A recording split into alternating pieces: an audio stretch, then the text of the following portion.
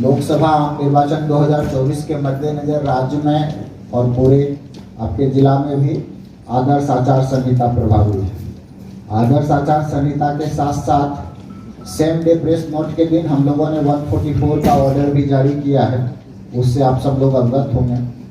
तो हम लोगों को ये चीज ध्यान रखना है कि कहीं भी आदर्श आचार संहिता का उल्लंघन नहीं हो। निर्वाचन की पूरी प्रक्रिया में निष्पक्ष चुनाव के लिए एक प्रावधान है कि कोई भी धार्मिक संस्थान का इस्तेमाल चुनाव के प्रचार प्रसार के लिए नहीं हो सकता है, कोई कैंडिडेट के प्रचार प्रसार या पार्टी के प्रचार प्रसार के लिए नहीं हो सकता है। अगर ये हो रहा है तो फिर वो रिप्रेजेंटेशन ऑफ पीपल एक्ट के तहत अपराध है, उसके लिए कार्रवाई होती है। इस सब चीज से आप लोग अवगत हैं। दूसरा पॉइंट है कि जो रामनवमी का त्योहार है उसमें आपको जो बुनियादी चीजें देखनी होगी।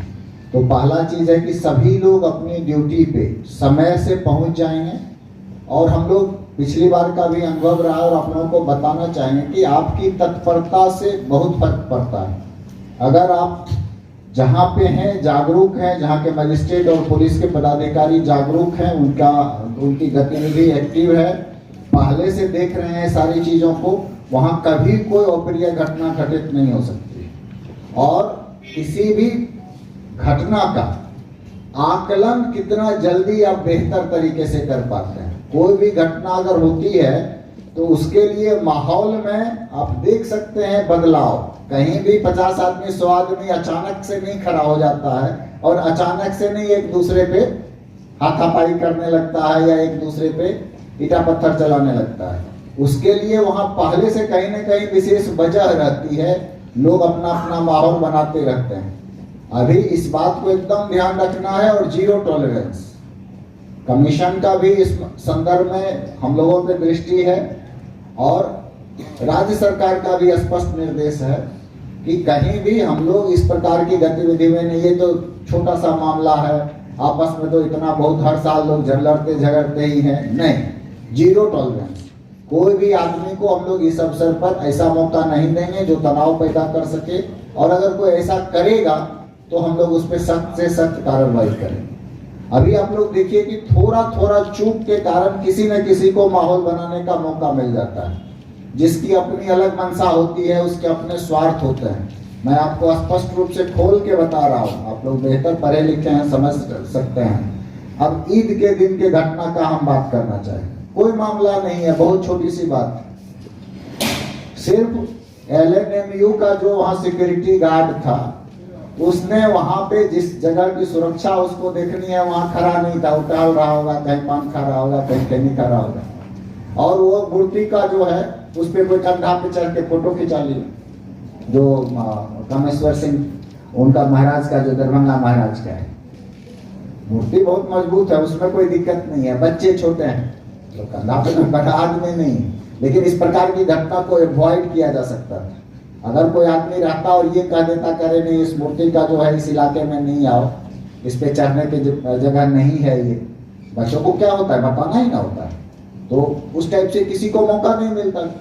आप अगर सतर्क रहेंगे, जागरूक रहेंगे, तो किसी को इस प्रकार का अवसर नहीं मिलेगा। यही चीज रामनवमी के लिए भी, कि वहां पर जैसे ही कोई घटना की जानकारी हो, कहीं भी लगे कि लोग माहौल बना रहा है, इमीडिएट आप वरीय पदाधिकारी को सूचित करिए, और अपने स्तर से वहां पे प्रयास करिए कि जो उपद्रवी है उसको चिन्हित करके अलग कर ले। उपद्रवी लोग अफवाह फैला क्यों पाता है?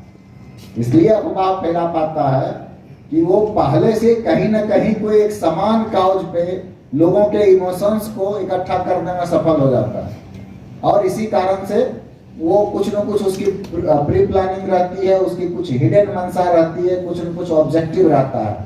कभी कॉमन ऑब्जेक्टिव पकड़ता है, तभी पब्लिक जमा होती है। कॉमन ऑब्जेक्टिव इमोशनल हो सकता है, आर्थिक हो सकता है, धार्मिक हो सकता है।